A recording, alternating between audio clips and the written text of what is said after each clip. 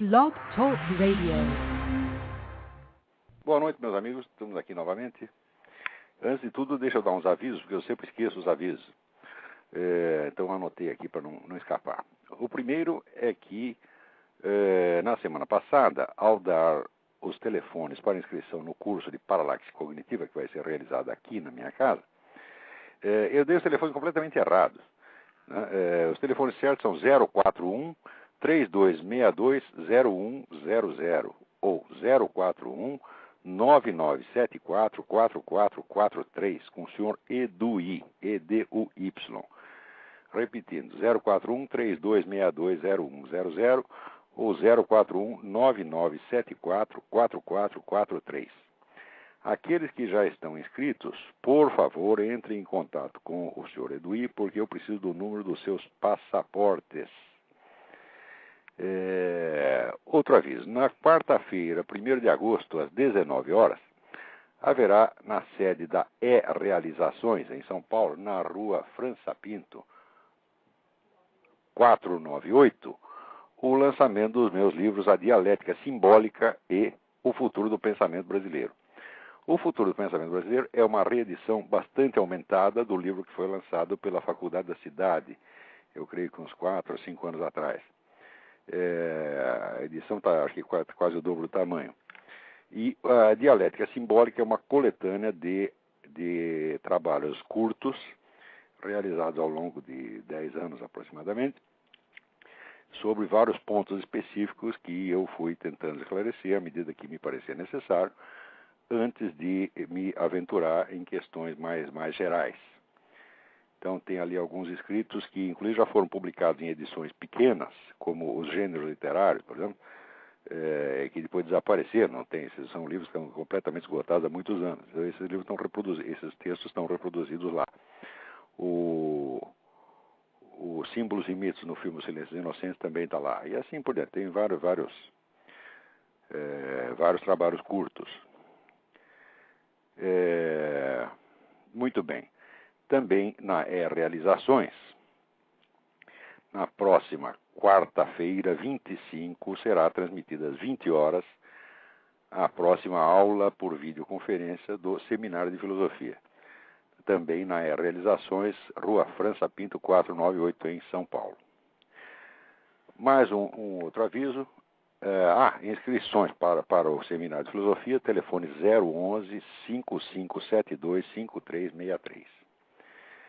Um outro aviso, está sendo inaugurado aí um site muito interessante chamado www.faroldademocracia.org www.faroldademocracia.org. Eu tenho feito algumas gravações que são transmitidas por este site. A primeira já está no ar, vocês podem descarregar e ouvir, ou ouvir direto na internet, como queiram. Então isso já está no ar, www.faroldademocracia.org. Ouçam lá e depois conversaremos sobre esse site mais na semana que vem. Muito bem, vamos aqui, tem uma primeira carta aqui do Leandro Silva de Oliveira Neto.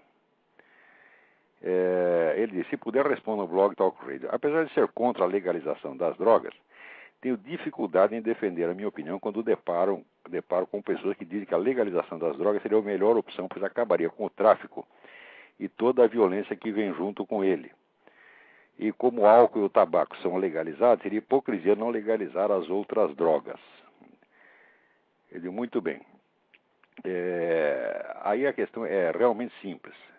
Em primeiro lugar, se você legalizar as drogas, você terá que anistiar junto com elas todos os crimes cometidos em função do tráfico de drogas nos últimos 30 anos. Não tem sentido, desde que o comércio se transformou em legal, você agora começar a prender os traficantes. Não tem um único traficante que não esteja culpado de crimes de homicídio, sequestro, etc, etc. São milhares de crimes. Né? No Brasil, acho que metade dos crimes estão cometidos que têm alguma relação com droga. Então, se você legalizar as drogas, mas não anistiar os camaradas, então você começou automaticamente uma guerra que desta vez será contra o tráfico legal. Isso certamente resultará na criação de um tráfico ilegal ainda mais intenso. Se você legalizar as drogas e ao mesmo tempo anistiar os traficantes, acontece que você estará dando a eles praticamente o monopólio do comércio legal. Por quê? Porque eles já têm toda a rede de distribuição, os pontos de venda, etc, etc. Ninguém vai poder concorrer com eles nesse negócio. Então você terá premiado com o comércio legal, vamos dizer, a casta de bandidos mais perigosa, mais assassina que já houve na América Latina. E imediatamente se transformarão numa nova classe dominante. Se é isso que vocês querem, então façam. Imaginar que premiando essas pessoas você vai estar acabando com o banditismo é a ideia mais idiota que já houve.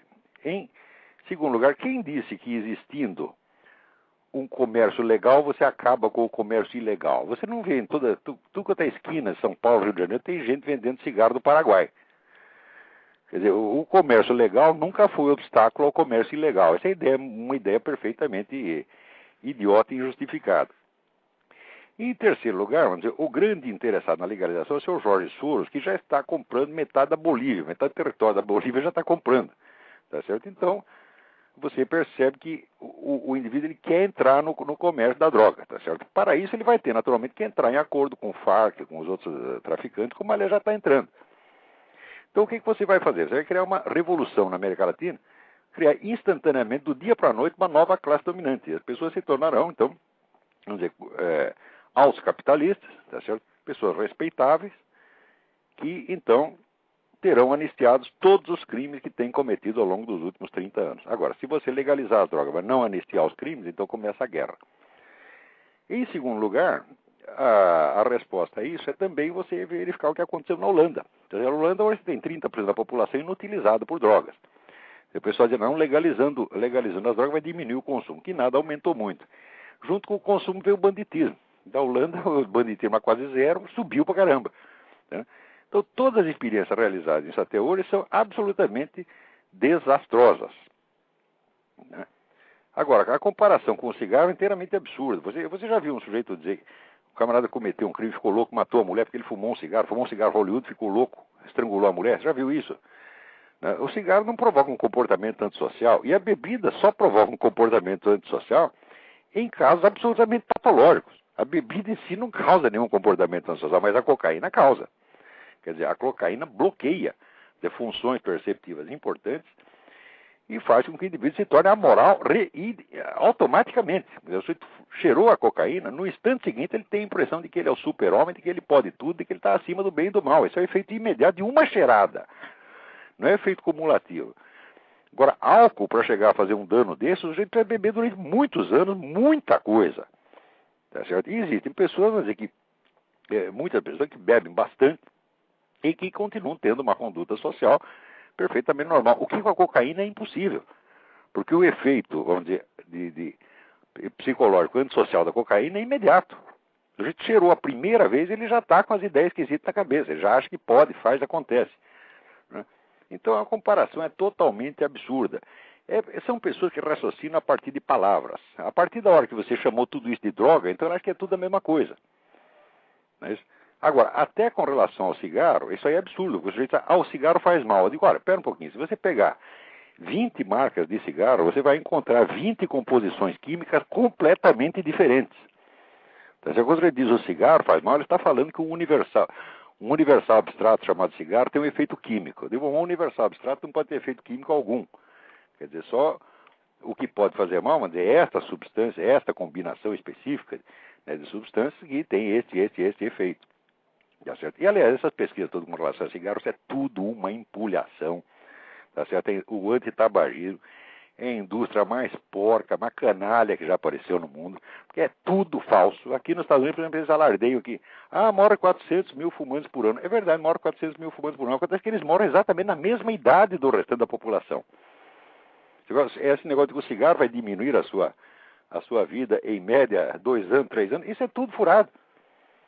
Você acompanha num site chamado www.forces.org e você vai ver lá vamos dizer, as pesquisas que não são divulgadas. Porque organizações como a ONU, como a Organização Mundial de Saúde, são organizações criminosas que estão aí só para tirar dinheiro dos governos, tá certo? E não prestar serviço nenhum, tá certo? Então, tá lá as pesquisas que eles mesmos fazem e eles não divulgam. Eles só divulgam o que coincide com a causa antitabagista. Por exemplo, esse dado que eu acabei de lhe dar, a respeito da mortalidade de 400 mil por ano, isso aí é da própria Organização Mundial da Saúde. Então, isso eles colocam só na publicação técnica.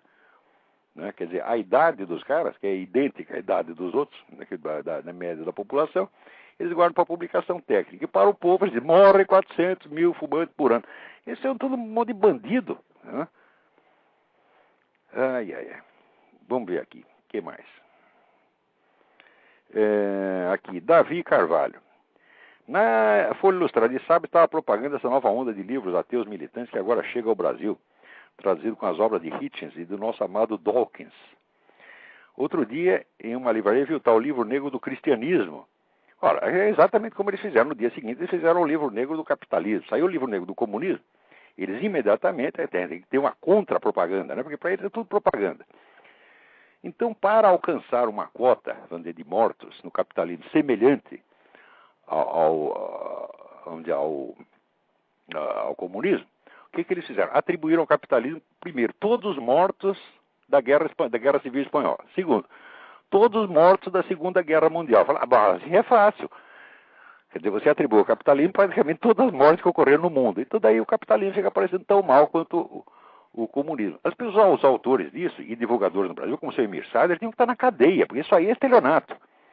Eu não li ainda o Livro Negro do Cristianismo, mas eu posso apostar que foi feito na mesma base. Eu vou comprar essa droga e vou examinar. Agora, eu já estou com o saco cheio de denunciar esta coisa e ver que essas coisas passam impunes. Porque isso aí é propaganda enganosa.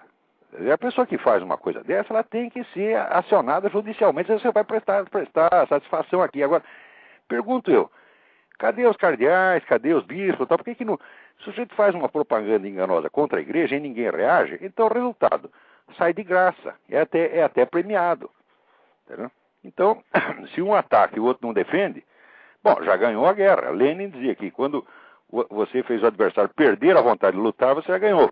Então, no caso da igreja, é isso. O pessoal, aliás, a igreja tem infiltrado de comunista, acho que tem 80% dessa CNBB é tudo comunista. Então, o que faz? Você, do lado de fora, você ataca. E do lado de dentro, você infiltra gente que não defende, que está lá para fazer de bonzinho, até para afagar, passar a mão na cabeça do adversário. Então, daí fica fácil. Tá certo? Então, vamos ver essa porcaria do Livro Negro do Cristianismo. Mas olha, eu lhe asseguro que somente o comunismo, sozinho, o comunismo matou muito mais gente do que todas as guerras de religião ocorridas ao longo de toda a história humana. Tá certo? Isso é vamos dizer, quem faz o estudo mais sistemático, mais abrangente a respeito desse negócio de genocídio, é um professor da Universidade do Havaí chamado R.J. Rummel, R-U-M-M-E-L. Procura esse nome no Google e você vai cair na página dele. Então, esse estudo ele denomina democídio, já não é nem genocídio, que genocídio dá, vamos dizer, uma ideia mais, como é que se diz, comunidade no sentido racial. Ele trocou por democídio, que é a extinção de populações. E ele colhe tudo quanto é estatística do mundo. Bom, você vai lá e confere. Se você somar todas as guerras de religião e mais, todas as epidemias, terremotos, pestes, etc., que teve ao longo da humanidade, da história humana inteira, no mundo inteiro, não dá para comparar com o comunismo.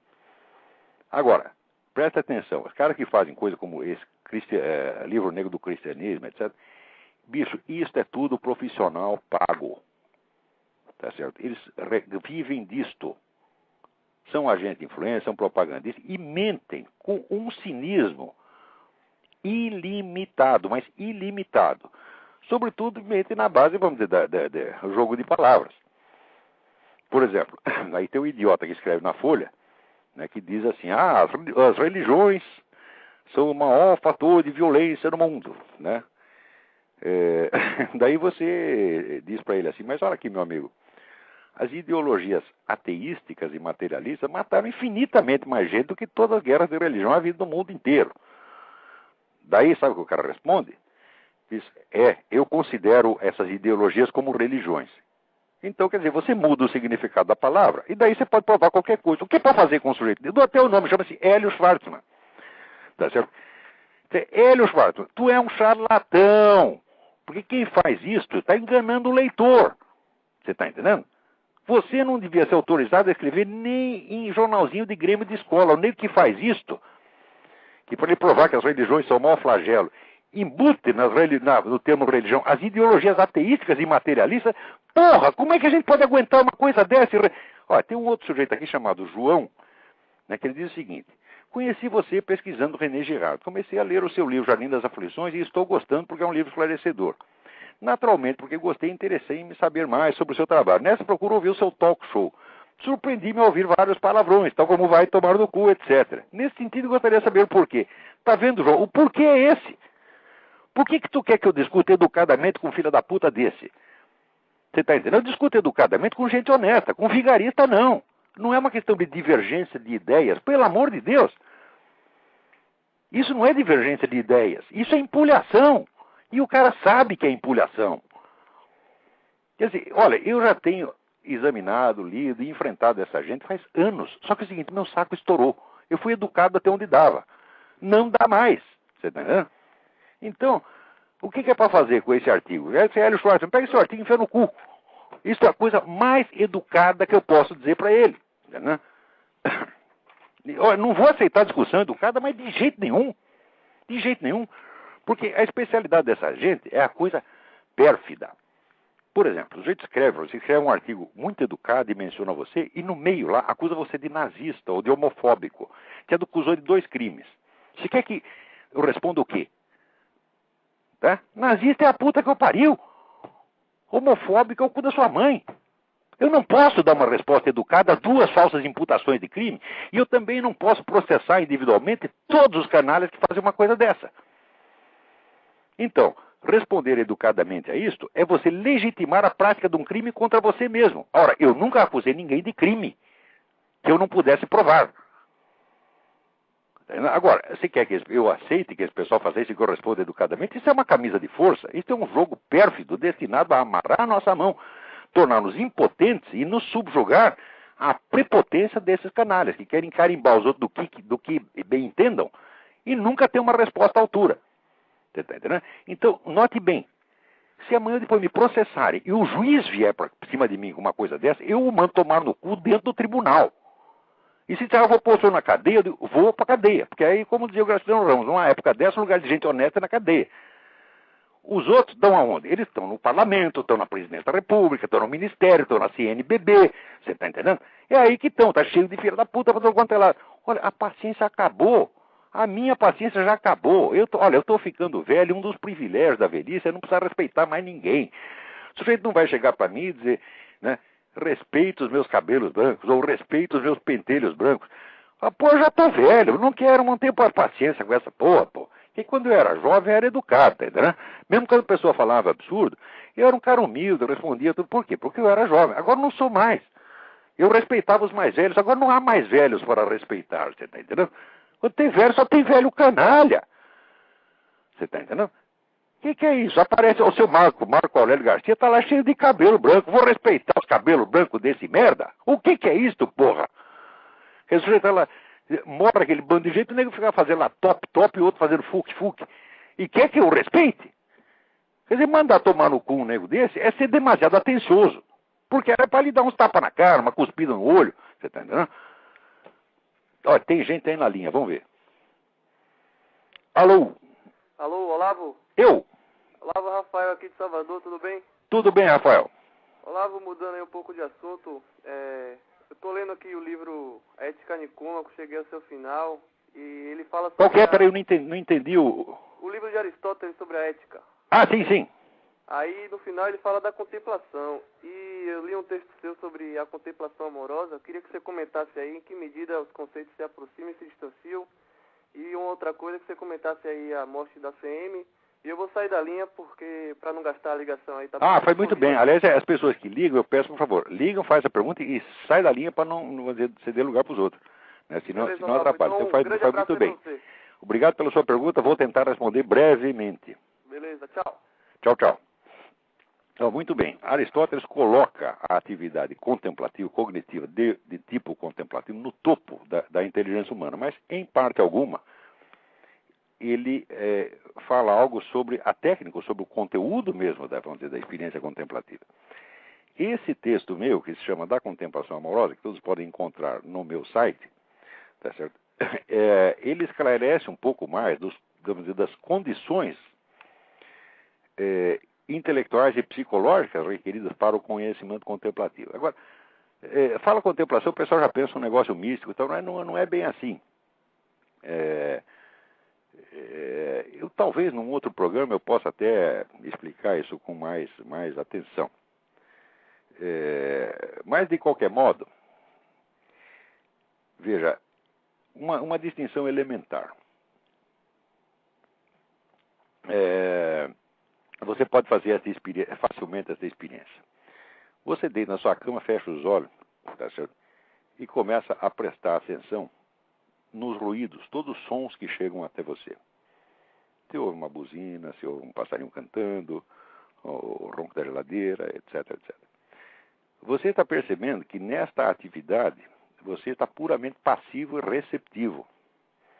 Agora, em seguida você pode fazer um outro exercício para você contrastar. Você fecha os olhos e imagina um fundo totalmente preto e ali você imagina um pontinho branco. Em seguida você faça esse pontinho branco se deslocar à direita, formando uma linha branca. Depois de percorrer uma certa distância, faça um ângulo reto e desça com a linha e vai formando um quadrado. Presta atenção, esta atividade mental é puramente construtiva. Num caso, você está recebendo o que vem de fora. Tá certo? Isso aí vamos dizer, esses dois exercícios são sugeridos num livro maravilhoso de um autor chamado Narciso Irala, que se chama Controle Cerebral Emocional. Só que ele dá esse exercício para fins terapêuticos. Eu uso os mesmos dentro de um outro contexto para fins cognitivos, para você aprender a distinção entre o que é perceber, tá certo? Que é uma atividade contemplativa, tá certo? E o que é você criar ou montar, tá certo? Ou construir mentalmente. A quase totalidade das pessoas que eu conheço, e estou falando disso não de gente do povão, mas de formadores de opinião, etc., não são capazes sequer de perceber essa diferença. Quer dizer, o sujeito não percebe quando ele está escrevendo sobre algo que ele percebeu e quando é uma construção mental criada por ele mesmo. Nem isto os idiotas percebem. Tá certo? Por exemplo, o nego que diz, eu incluo as religiões, eu incluo as ideologias materialísticas na roda de religiões, isso não pode ser percebido nos fatos de maneira alguma. Isso tem que ser criado mentalmente, mediante um arranjo. E você tem que ter uma alteração de significado de palavra para se adaptar a um propósito seu. Então, vamos dizer, isso não é uma atividade perceptiva. O sujeito não percebeu isso, ele está criando, está montando isso. Tá certo? Ora, ao longo do tempo, tá certo? Você começa a ver que muitas coisas que normalmente nós aprendemos por método construtivo, mais ou menos, como você monta uma demonstração geométrica, ou como você monta uma figura geométrica, muitas dessas coisas, depois de você tê-las montado por este método geométrico construtivo, aí você pode contemplá-las. Do mesmo modo, vamos dizer que o arquiteto que constrói um edifício, uma obra de arte, uma catedral, por exemplo, depois de construído, ele pode contemplá-la toda de uma vez, tá certo? E ele pode, como ele conhece todos os pontos da construção, os lugares, os ângulos, etc., etc., de certa maneira ele pode perceber simultaneamente, vamos dizer, aquele edifício com todas as suas direções e desde muitas perspectivas simultâneas. Então, aquilo que era objeto de construção se torna, por sua vez, objeto de contemplação. Tá certo? Essas coisas que deveriam ser ensinadas, pois o que eu estou falando não são doutrinas, são técnicas. Se o sujeito não sabe essas técnicas, ele não sabe merda nenhuma de filosofia. Isso quer dizer que todos esses professores de filosofia do Brasil Isso é tudo empulhador, eles não têm a menor ideia do que é técnica filosófica, não sabem sequer distinguir percepção de construção. Sabe talvez o conceito, mas ele não sabe fazer isso na prática, porque ele não percebe quando ele está expressando uma percepção e quando ele está construindo, por exemplo, um raciocínio. Por exemplo, no Brasil, tudo que você fala, as pessoas dizem que são argumentos. Eu digo, olha, argumentar é construir uma demonstração, uma prova, construir bem ou construir mal. Agora, quando você está descrevendo um fenômeno que você observa, você não está argumentando porra nenhuma, tá certo? E as pessoas acham que é tudo argumentar, vamos discutir argumento. Não, peraí. A argumentação é depois do conhecimento perceptivo, é depois da percepção do fato. Não é isso? Aliás, quando a atividade construtiva da mente é muita, tá certo? Você entra numa espécie de delírio. Você não tem mais percepção. Você não tem mais tempo para ter a percepção. Tá certo? Então essas coisas todas, eu acho que tinha que ser ensinado desde o ginásio. Tá certo? Eu pretendo, vamos dizer, nas minhas aulas, se eu tiver tempo, dar um breve curso de metodologia filosófica. E pode ter certeza, a metodologia filosófica começa com exercícios, para a pessoa perceber coisas desse tipo, por exemplo. Tá certo? Ou, por exemplo, aprender a dar um nome dos seus estados interiores, das suas várias emoções. A maior parte das pessoas que eu conheço, tá certo? Não sabe distinguir direito, por exemplo, se você tem ciúme ou tem inveja, certo? Se tem rancor ou ressentimento. Eles confundem tudo, porque eles não sabem sequer o nome dos componentes da sua psique, não conseguem identificar isso na prática. Então são pessoas que estão como que bêbadas, você está entendendo? Estão fora da realidade. Tá certo? Quando fala realidade, hoje em dia quando se fala realidade, o sujeito acredita, a realidade é que ele coincide com a opinião dele. Ele pensa isso por quê? Porque ele está num mundo inteiramente construtivista, ele não tem percepção. Ele não sabe perceber e narrar a percepção, descrever a percepção. Tá entendendo? Então, acha que de fato é tudo uma questão de ideias, de opiniões, etc. E daí cai no relativismo. E bom, mas isso aí é o caminho da estupidez. Quanto à morte do Antônio Carlos Magalhães, você vê, uns anos atrás, o pessoal descrevia o Antônio Carlos Magalhães como uma liderança todo poderosa. Eu já avisava naquele tempo, falava, o Antônio Carlos Magalhães, para destruir o Antônio Carlos Magalhães, o PT não levaria mais de 5 minutos para destruí-lo e desativá-lo. Você vê, agora, o Magalhães chegou a ter a bancada dele lá, chegou a ter 200 deputados, agora tinha 9.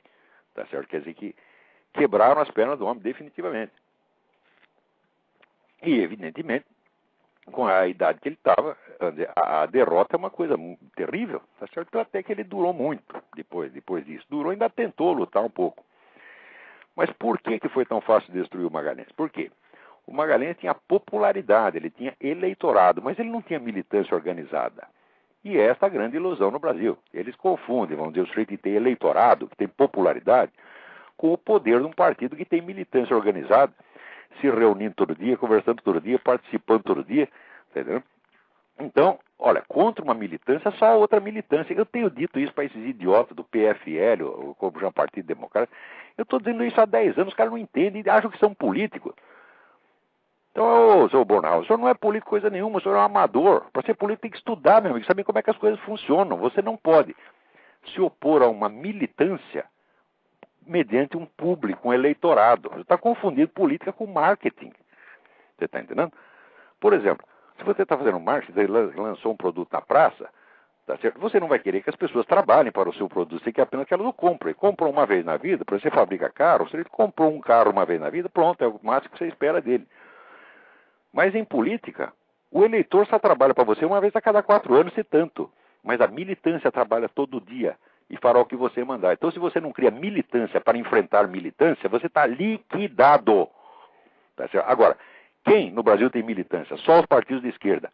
Os outros raciocinam só em termos de marketing. Então, ó, não tem. Todos os partidos de direita, PFL, PP, o Raicopart, não tem um político lá dentro, só tem caipira. Você está entendendo? Isso é um bando incompetente, tá certo? Que devia estar sentar aqui e perguntar, sim, professor, o que é para fazer? O dia que tiver a humildade para fazer isso, eu lhes ensino alguma coisinha, tá certo? Ora, uma vez, eu vou contar você, o PFL me chamou para o Rio Grande do Sul para fazer uma conferência. Chego lá, não era uma conferência, era um verdadeiro comício, porque tinha 3 mil moleques, né? Vamos dizer, candidatos a militantes do PFL, virtuais militantes do PFL. e botaram lá uma mesa de conferencista para falar para aquela molecada. E eu falei, você não pode reunir 3.000 moleques para você fazer uma conferência. Quando reúne 3.000, você faz um comício. Então eu vou ensinar para vocês como é que faz um comício. Então o que eu fiz? Eu não sou político, não quero ser político, odeio político, mas eu sei fazer. Eu falei, eu vou mostrar para vocês como é que se faz um comício. Tá certo? Então eu peguei, desci da mesa, fui lá no meio da molecada, falei para eles lá e conversei como se fosse fazendo um comício. Fazendo pergunta e a molecada respondendo. Então como é que é tal coisa assim? Todo mundo é assim, tá? Falei, bom, então é uma espécie de como é que se diz? De lição elementar. Agora, nenhum comício os caras sabem fazer. Você está entendendo? Quando é que espera chegar? Esse pessoal do PT tem gente treinada. Já tem gente treinada na União Soviética, tem gente treinada na China, tem gente treinada em Cuba. Está cheio de profissionais altamente gabaritados. E fica essa coisa amadorística, mercadológica, idiota da parte desses caras de PSDB, PFL. Pô, vamos parar com isso? Vamos levar a coisa a sério, meu Deus do céu. Ou você cria militância, ou desiste, vai para casa. Tá certo? Ou vai pro túmulo, que nem o Magalhães. Se você quer morrer, morrer é a coisa mais fácil do mundo, porra. Deixa os caras te matar. Você tá entendendo?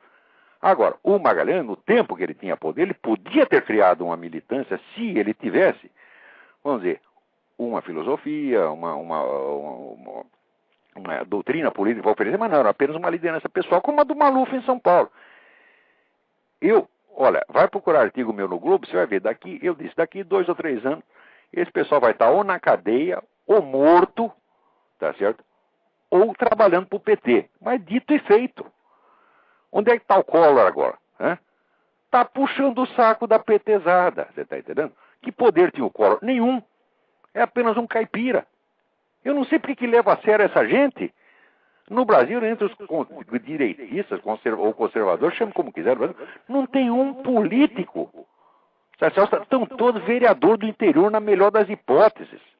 Você está entendendo? E é uma gente orgulhosa que acha que sabe. E quando chega o sujeito que estudou, que conhece o negócio, tá? O que eles querem fazer? Eles ficam com invejinha de você e querem mostrar que eles também são intelectuais. Então, vão tudo a merda. Você tá entendendo? Vocês estão tão ruins quanto o PT. Tem alguém na fila aí, vamos lá. Alô? Alô? Olá, meu nome é Ellen e eu tô falando dos Estados Unidos. E eu tenho uma pergunta. Tudo bem com você? Tudo certinho. Então tá bom. Eu tenho uma pergunta de um amigo meu do Brasil, o nome dele é Carlos. Uhum. Ele estava escutando um dos seus papos com o Yuri no YouTube e você realizou algumas críticas a respeito de Martin Heidegger. E eu gostaria de saber, na verdade ele gostaria de saber, é interessante para mim também, qual a sua posição sobre o filósofo e se você poderia indicar algum artigo seu onde você poderia estar explicando de uma forma melhor. Eu só gostaria de deixar claro que não é nenhuma crítica, a gente só gostaria realmente de saber qual a sua posição a respeito do filósofo. Obrigado pela pergunta, Ellen. Vou tentar responder. Olha, essa questão do Martin Heidegger eu analisei muitas vezes em aula, deve ter gravações. Eu nunca escrevi, tá certo, a esse respeito, tá certo? Mas, basicamente, o problema com Heidegger é o mesmo problema de Hegel. Quer dizer, é um sujeito que tem um enorme talento filosófico, um gênio filosófico, mas é desonesto, tá certo? O Heidegger começou a carreira dele, tá certo? Ele era de família católica, ele acabou, vamos dizer, virando protestante porque era mais fácil para subir na carreira universitária. Quer dizer, o nego que já sacrifica a sua fé, a sua carreira, você vê que já começa com um negócio mais ou menos errado. Ao longo do tempo, você vê que esse erro inicial, ele acaba se abrindo como se fosse um ângulo, né? Que no começo, vamos dizer, perto ali da raiz é pequenininho, mas à medida que vai se afastando, vai abrindo, vira um rombo, tá, né? E o rombo aí do Heidegger, vamos dizer, toda esta questão que ele fala, vamos dizer, sobre o ser, a ideia de que o ser foi abandonado, tá certo, pela filosofia ocidental desde os pré-socráticos, e que o pessoal só falava dos entes. Em primeiro lugar, isso é mentira. Isso realmente não é assim. Tá certo? É mais ou menos uma crítica que depois, em outros termos, o próprio René Guénon faria. Tá certo? Então, em primeiro lugar, esse é um julgamento injusto de toda a filosofia ocidental. Segundo, quando o nego diz, olha, Durante 2000 anos toda a filosofia esteve errada, todo mundo errou, e agora eu vou apresentar o certo para vocês. Já é para começar a desconfiar um pouco, por quê? Porque filosofia é uma tradição. Quer dizer, você vai tendo uma espécie de efeito acumulado e você tem que raciocinar em cima do que os seus antecessores fizeram. Você não tem como derrubar tudo. E o Heidegger, vamos dizer, é um dos grandes pais desse negócio que hoje se chama o desconstrucionismo. Tá certo? Então, o desconstrucionismo consiste no seguinte, consiste em você derrubar todos os pilares do conhecimento e daí sobra em cima o quê? Sobra a vontade do Führer. Mais ou menos como Nietzsche, né? A transvaloração de todos os valores. Você derruba todos os valores, então não tem mais valor. Então agora só tem o quê? Tem a total liberdade. Presta atenção. Quando você tem a total liberdade, não há mais limite, tá certo? Então quem é que vai ganhar a parada? O mais descarado, o mais despudorado. Sempre vai aparecer algum Hitler, algum Fidel Castro e vai botar o pinto na mesa e dizer quem manda é ele. Tá certo? E é para isso aí que o seu Heidegger contribuiu.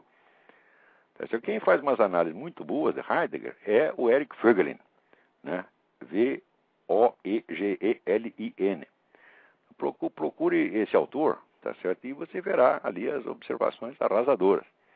Eu vou tentar escrever algo mais, pegar nas minhas aulas, as coisas que eu já fiz e voltar a isso, tá certo? Lamentavelmente, no nosso programa nós temos um limite, assim, o máximo que dá para dizer é isso aí. Muito bem. Agora, aqui, o Silvio Camargo manda aqui um escrito de um amigo dele, chamado Lucas Mafaldo, sobre a política americana, Bush e os neoconservadores, entre a direita e a esquerda. E ele menciona aqui as análises feitas por um autor chamado Justin Raimondo, que defende que o neoconservadorismo está em total descontinuidade com a antiga direita americana. Pelo que entendi, os artigos ele defende que o neoconservadorismo é simplesmente uma deturpação do conservadorismo original, causada, de certo modo, pela conversão de vários trotskistas à direita. E esses ex-militantes trotskistas continuaram com alguns hábitos de pensamento típicos da ideologia que tinham abandonado, especialmente a ideia da revolução internacional, que agora já não teria mais como objetivo a expansão do socialismo, mas sim a da democracia. Olha, esta ideia do Lucas Mafaldo estão certíssimas, é exatamente isso. Eu sugiro que vocês leiam, deem uma olhada, esse é no blog dele, chama-se www.lucasmafaldo.contracorrente.com.br. É um blog de altíssimo valor, tá certo? Onde se discute questões verdadeiramente sérias. E olha, dos formadores de opinião no Brasil, não tem nenhum que saiba o que se passa aqui dentro. Não tem um no Brasil, na Folha de São Paulo, no Estadão, na Veja, que tem a menor ideia do que é neoconservadorismo. Agora, o Lucas Mafaldo tem, porque ele acompanha. Se o sujeito está lendo aí o Jet Here, o Justin Raimondo, tá bom, opa, aí já está sabendo o que está falando. Então, esse negócio do neoconservadorismo começou, sobretudo, com a influência do Léo Strauss. Dentre os filósofos que saíram correndo lá da Alemanha nazista, teve dois que foram muito influentes aqui. Um foi o Léo Strauss e o outro foi o Eric Voegelin. Tá certo? Acontece que a influência do Eric Voegelin foi muito lenta e só agora começou a marcar presença. Mas o Léo Strauss foi para uma universidade mais importante e teve uma repercussão enorme, formou toda uma geração aí de intelectuais. E esta ideia mesmo, vamos dizer, da revolução internacional feita desde os Estados Unidos é uma ideia deles, tá entendendo? E é uma ideia de Jerico. Por que é uma ideia de Jerico? Você vê. Então, quando teve o 11 de setembro, né, o 11 de setembro foi um efeito, vamos dizer, foi causado por uma onda anti-americana que já havia fazia 10 anos. Essa onda anti-americana parte daqui de dentro mesmo. Parte dos Ted Kennedy, Nancy Pelosi, Michael Moore, essa gente toda. Quando teve aquele ataque, o que o sujeito inteligente faria no lugar do George Bush? Fala, é a hora que eu tenho, é a oportunidade que eu tenho para liquidar esse bando de traidores. Eu tinha que ter chamado os caras à responsabilidade naquela hora e liquidar o inimigo interno primeiro, que é o que se faz numa guerra. Numa guerra você não vai entrar numa guerra com um país dividido. Você primeiro liquida o inimigo interno e daí tu vai para a guerra. O Bush fez o contrário, ele quis simular uma unidade nacional, né, como se, vamos dizer, esse pessoal todo do Partido Democrático fosse gente muito patriota, certo? E fazer a guerra lá no Iraque, para quê? Para espalhar a democracia no mundo, conforme estava a ser recomendado pela escola aí do Léo Strauss. Resultado, tá certo? Ele não ganhou o Iraque, tá certo? E os Estados Unidos hoje está pior do que antes, porque o poder dessa turma, o poder dos traidores, cresceu demais, tá certo? Se ele fez isso por burrice ou por estar comprado por eles mesmos, eu não sei. Por quê? Porque tem um elemento aí que se chama CFR, Council on Foreign Relations, que é o órgão, vamos dizer, o órgão pensante do globalismo americano. Globalismo e, portanto, no fim das contas, anti-americanismo. O Bush é um membro do CFR. Tá certo? Então, como observa aqui o Lucas Mafaldo, quando o pessoal fala em Bush aí, eles pensam que é o sinônimo, no Brasil eles pensam que é o sinônimo do direitismo, é o direitismo encarnado. Eu digo, mas precisa ser muito burro para pensar um treco desse. Aqui nos Estados Unidos, todo mundo sabe que se ele é um conservador, é na melhor hipótese, conservador ambíguo, que dá um cravo na ferradura. Né? E que muito da política dele, tá certo, pode ser explicado por burrice e muito pode ser explicado por um propósito deliberado de fortalecer o globalismo e enfraquecer os Estados Unidos. E como é que o negro pode estar interessado, vamos dizer, ser um defensor do interesse nacional, quando ele mesmo já assinou esse pacto com Paul Martin e Vicente Fox para diluir as fronteiras entre Canadá, México e Estados Unidos? Ou seja, dissolver a América, tá certo, numa unidade administrativa chamada Comunidade Norte-Americana. Você está evidentemente contra os Estados Unidos, tá certo? Então, vamos dizer, o que hoje em dia, quando se fala em político conservador, você tem que tomar muito cuidado. Tá certo? Porque, você vê, o movimento revolucionário mundial tem 3 séculos já. Tá certo? E ele atua em todas as frentes. Tá certo? Então, se você for um partido conservador, no dia seguinte você tem 50 agentes do movimento revolucionário lá dentro, lutando por políticas, não que sejam esquerdistas, mas que enfraqueçam propositadamente o conservadorismo, para ele dar a cara a tapa e, vamos dizer, se oferecer inerme perante o seu atacante revolucionário. Então é exatamente como eu estava dizendo que o pessoal faz na igreja, quer dizer, um ataca de fora e o outro de dentro não defende. Não defende por quê? Porque ele foi contratado para não defender, tá certo? Então é exatamente como é um processo que você tem em qualquer doença, né? Você tem, vamos dizer, os ataques vindo do meio ambiente, né? Calor, poluição, frio, etc, etc. E você tem os germes dentro que eliminam as suas defesas. Aí se não tiver isso, se não tiver atacar pelos dois lados, você nunca vai perder. Então, quer dizer, essa ideia idiota de que os perfis, vamos dizer, das correntes em disputa pelo poder no mundo coincidem com os nomes dos partidos, mas só se for um cretino. Agora, no Brasil, todo mundo acredita nisso. Não é isso? Bom, no Brasil, o pessoal acredita. Você vira, a nossa direita, aí o que fez o PFL? Se transformou em Partido Democrático e diz que a inspiração deles é o Partido Democrático Americano. Quer dizer, ora, o Partido Democrático Americano é a esquerda, é o partido protetor do Fidel Castro, protetor do Hugo Chávez, protetor das Farc, tá certo? Então a nossa direita, que é burra pra caramba, tá, vamos nos inspirar no Partido Democrático Americano, porque eles acham que tudo que é americano é direitista. Mas, olha, o Brasil está tão isolado da realidade, você não tem a fonte de informação. Olha, esse pessoal de mídia está fazendo um trabalho de isolar o país do mundo, que é uma coisa monstruosa, né? E muito bem, vamos ver, tem aqui algumas coisinhas que eu gostaria de comentar antes de acabar este programa. Escreve aqui o Leandro Oliveira, tá certo? E ele pergunta por onde começar o estudo de filosofia. Fala, Leandro, eu não vejo mais o que eu poderia te recomendar, se não você acompanhar minhas próprias aulas de conferência. Eu não vejo outra coisa. Quer dizer, se eu tivesse outro meio de orientar as pessoas fora das aulas, eu faria, mas eu não tenho. Tá certo? É verdade que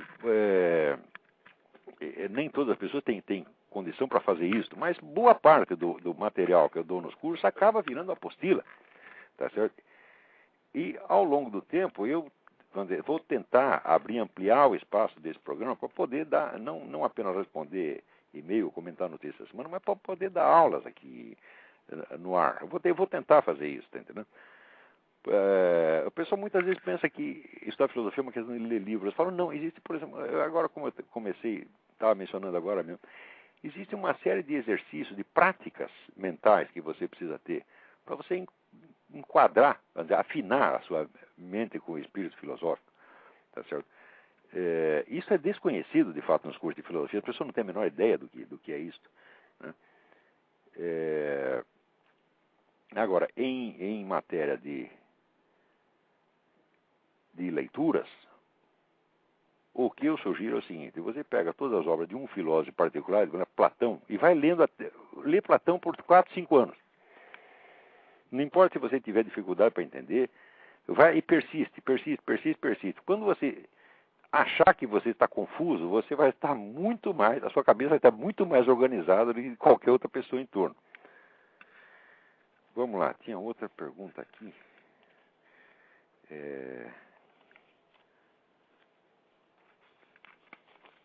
Tinha um rapaz contando de um professor que estava sendo também... Ah, tem alguém na linha aí, vamos lá. Alô? Alô? Alô? Caiu a linha. Então, eu queria aqui recomendar um artigo para vocês, muitíssimo importante. Vocês, os interessados, vão no site www.caucus4America, CAUCUS for America.com, caucus4America.com, e procura um artigo do Rabino Aryeh Spero, Aryeh A-R-Y-E-H, Spero, S-P-E-R-O, sobre a American Civil Liberties Union, ACLU, Enemy of American Christianity. Você vê que coisa. A coisa mais irônica do mundo é que hoje são os autores judeus e, sobretudo, os rabinos, os únicos negros que defendem o cristianismo. Não aparece um porra de um bispo ou de um cardeal para escrever essas coisas. Você está entendendo? Quer dizer, os caras pediram demissão, se venderam para o inimigo, o que a gente faz? A gente pede socorro para o rabino e ele socorre, está entendendo? Então vai lá ler esse negócio, está entendendo? Isso é muito, muito importante, né? Você vê, aqui na América, o jornalista que mais defende cristandade é o Don Feder, que é o quê? É um judeu ortodoxo. Agora apareceu também esse rabino Aryeh Spero, né? O cara que maior estudioso de genocídio anticristão, tá certo? É o Michael Horowitz, não o David Horowitz, Michael Horowitz. E foi o sujeito que durante a década de 90, ele ano após ano foi juntando lá os dados sobre genocídio anticristão no mundo inteiro. Eu digo, olha, se quer saber, se não for os judeus, nós estamos ferrados, porque esses bispos, cardeal, não fazem coisa nenhuma, estão tudo vendidos para a teologia da libertação. E os pastores também. Todo mundo eles querem dizer, nós aqui não falamos de política, nós aqui estamos falando para agora evangelho, amor. Tu é um vendido, tá? Então trabalha para o Satanás, rapaz, para com essa coisa. Quer dizer, tu não defende o teu irmão que está sendo lá assassinado e vem me falar de cristianismo? O que tu quer é sombra e água fresca, tu quer coletar o dízimo e ficar aí falando do amor, da caridade. Que porra é essa, pô? Vocês não têm vergonha na cara? Vamos lá. Alô? Alô? Quem está na linha? Alô, caiu de novo. Tem alguém tentando ligar aqui. Agora, atenção, tem outra carta. Meu nome é Cássio, tenho 18 anos, entrei no curso de Ciências Sociais pela Universidade Federal do Paraná. Recentemente, durante o mês de abril desse ano, pude viver um caso que deixou bem claras as pretensões dos movimentos sociais supostamente defensores das minorias oprimidas. As aulas de História do Pensamento Econômico eram ministradas por um professor doutor em Economia que também atua como economista. Nessas aulas, inevitavelmente, o tema da propriedade privada se tornou um motivo de discussões, quando o professor fez uma breve menção à invasão de propriedade pelo MST. O professor, por expressar de maneira muito sutil sua posição liberal em relação ao assunto, foi rechaçado em tom intimidador por alguns dos alunos associados a partido político de esquerda do MST. Olha o que eu estou dizendo, você começa com conversa educada, você se ferra. Você está entendendo? Olha, eu discuti com gente do MST, eu fiz uma assembleia inteira do MST calar a boca, porque eu os mandei calar a boca. Falei, cala a boca, burro, os caras ficaram tudo com medinho, você está entendendo? Agora chega lá o professor com nhenhenhen, com essa boiolice de doutrinas liberais, os caras te sobem em cima. Seja homem, rapaz, pô, enfrenta os caras. Que é isso? Bom, vamos lá. O professor foi rechaçado em tom intimidador por alguns alunos associados a partidos políticos de esquerda e apoiadores do MST. A partir desse dia, boicotes começaram a ser realizados às aulas de História do Pensamento Econômico. E os poucos alunos dessa ala esquerdista que ainda compareciam à aula adotaram uma postura hostil ao professor. Foi então que, em uma das aulas, o professor, ao relatar a visão de economistas clássicos sobre o homossexualismo, adicionou o comentário pessoal de que o homossexualismo é uma degradação do homem. Esse foi o estopim para que, na aula seguinte, os alunos associados aos partidos de esquerda, juntamente com uma colega associada ao movimento GLBT, interrompessem a aula e dessem início a uma sessão de acusações ao professor. As acusações foram feitas da maneira mais rude possível e os alunos chegaram ao ponto de falar para o professor que ele não tinha cérebro para entender suas reivindicações por respeito à comunidade GLBT. A discussão foi longa e o professor foi até uma coisa racista. O negócio começa assim. Primeiro você é reacionário, depois você é homofóbico, depois você é racista, depois você é nazista, depois você é o culpado por Auschwitz. Então o que tem que responder para esses caras? Vai tomar no cu. Você vai responder educadamente e dizer, não, meu filho, eu não sou. Tenha dó de mim. Não pode, porra. Não pode. Quer dizer, esse professor certamente não é nada disso, mas é um molenga. Você entende? É por isso que acontece. É o que disse, olha, quem disse foi muito certo foi o Donald Rumsfeld. A fraqueza atrai a agressividade. Você está entendendo? Eu já vi tanto jornalista, amigo meu, cara que se recusa à luta ideológica, se recusa a denunciar o comunismo e fica só com essa conversinha de corrupção, de dinheirinho, etc. Todos eles estão cheios de processo. Agora, eu que falo a coisa inteira, tá certo? E cuspo na cara desses fulanos, nenhum tem cara de me processar, porque se você me processar, vai ser a maior oportunidade que você me deu na vida. Porque é a oportunidade de eu provar oficialmente o que eu estou dizendo. E tu vai sair de lá direto para a cadeia, tá certo? Além dos crimes que você fez, tu ainda tem mais um, que é a denunciação caluniosa. Então, esse pessoal de movimento gay, tá? Vamos processar pelo homofóbico. Eles ficam cochichando, mas não fazem. Agora, faça. Faça. Vem, me processa por homofobia, desgraçado. Me processa. Que eu vou lá, prova que você está mentindo, prova a sua má fé, tá certo? E você sai de lá direto para a cadeia. Então, o que é isso? Então, ó, quer dizer, nazista é a puta que eu pariu, homofóbico é a puta que eu pariu, tá certo? E não me venha pedir para ser educado, porque se você me imputa um crime, e eu digo apenas que sua mãe é puta, que não é crime, eu estou te acusando de coisa mais branda. A minha acusação é mais branda do que a sua. Então, dobra a língua, engula essa língua, desgraçado. E é assim que esse professor tinha que fazer. O dia que vocês começarem a responder a criminosos, na linguagem com que se fala criminosos, tá certo? Eles vão ficar mais bonzinhos, tá? Agora, veja aqui, no caso, depois disso, o professor se retratou e falou que não voltaria mais a fazer esses comentários, mas que ele já possuía conceitos sobre o homossexualismo e não preconceitos, e não teria como reformular a sua consciência. Quer dizer, o sujeito que está falando com seriedade, ele ainda é obrigado a pedir desculpa. Ora, preste bem atenção, este movimento gay, ele não tem nada a ver com defesa de interesses reais da população homossexual. Ele tem que ver a dar para um grupo militante, ativista e ambicioso, o poder de botar na cadeia quem ele quiser. Porque o número de condutas que podem ser condenadas como homofóbicas é imenso. Pior ainda, note bem, eles estão querendo uma lei que coloque na cadeia coloque a pessoa na cadeia por suposto crime de homofobia. Antes da lei ser aprovada, eles já processam a pessoa por crime de homofobia. E entre outros crimes de homofobia, existe o de se opor à promulgação da lei. Isso é nazismo em estado puro. Quer dizer, você propõe uma lei e a lei já criminaliza quem é contra a aprovação da lei. Você já viu isso? Quer dizer, a discussão da lei já é criminalizada pela lei mesma.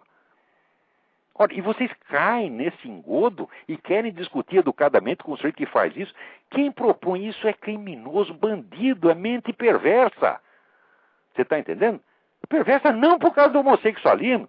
Se ele saísse não com 500 homens, que nem o Luiz Mota, com 5.500, não seria perversidade comparado com isto. Isto sim é perversidade. Não estou falando da sua conduta sexual, seus vagabundos. Estou falando da sua conduta política e humana. Tá certo? Eu não tenho nada a ver com quem você transa, tá certo? E nunca abri minha boca para criticar ninguém por ter transado com esse ou aquele. Mas espera aí. Vocês inventaram uma lei que já criminaliza quem a discute? Ah, não. E ainda dizer que vocês são minoria perseguida? Vocês são perseguidores, nazistas, totalitários, bandidos, criminosos. Não tenho nem um pouco respeito por vocês, não. Tem outro ainda que escreve dizer, você está associando a homossexualidade à pedofilia. Eu estou associando? Não. Quem está associando é o Luiz Motti com aquela carta dele indecente sobre o moleque ideal, em que ele faz a descrição de um adolescente e se baba de atração sexual por um adolescente e depois informa que o adolescente tem uma carteira de identidade de 18 anos. Que palhaçada é esta? E quem está associando é o Denilson Lopes, líder gay, que faz conferências condenando como intolerância qualquer condenação que se faça à pedofilia. São eles que estão associando, eu não estou associando coisíssima nenhuma. E para mim eu sei a diferença. Eu sei a diferença entre uma relação homossexual entre gente adulta e com um moleque. Agora, vai explicar isso para Luiz Motti e vai explicar isso para o Denilson Lopes. Né? Tem alguém aí na linha? Mas quase não temos mais tempo. Quantos minutos temos aí? Alô? Alô, quem está na linha? Alô? Não estou ouvindo nada. Não estou ouvindo. Desliga essa aí que está muito ruim. Alô? Por favor, as pessoas que telefonarem, você abaixa o volume do seu computador. Senão fica 4 vozes em vez de 2 e ninguém entende nada. Vamos ver, tem mais um aí na linha, vamos lá. Alô? Eu? É André Porto Alegre. Oi, tudo bem? Tá ouvindo? Tô ouvindo. Tá. Faz horas que tu não vem para Porto Alegre. Eu não posso sair daqui, rapaz, porque sabe que o sujeito entra aqui nos Estados Unidos com visto de jornalista. Se ele sair, ele tem que fazer a papelada toda de novo. Eu sou aqui prisioneiro do tio Sam. Tudo bem. Olha, uma questão que eu gostaria de falar contigo é o seguinte. O ano passado, em julho, um jornalista chamado Jorge Serrão, eu não sei se tu conhece. Conheço. Pois é, ele colocou no blog dele o seguinte, que a eleição presidencial do Brasil já foi decidida. Isso em julho do ano passado.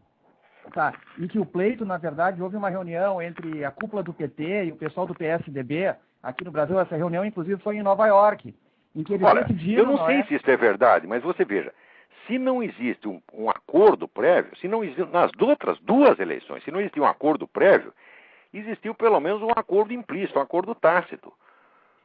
Porque a pergunta é a seguinte, por que esse pessoal, sabendo todas as atividades criminosas do Foro de São Paulo, não falam uma palavra?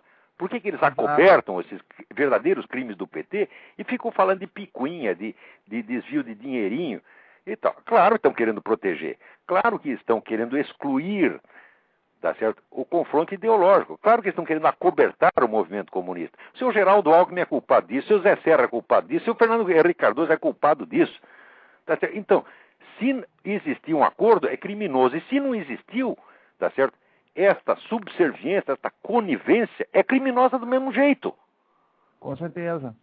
Tá certo? Então, não é preciso conjecturar que houve uma conspiração. Agora, se não houve, é pior ainda. Porque se o nego não combinou nada, mas ele fez tudo que o outro quer que faça, então ele fez porque ele é um puxa-saco compulsivo, você está entendendo? Então, você bota um candidato e como opositor dele, você pode puxar saco dele mesmo. O que é isso? Isso é eleição de carta marcada?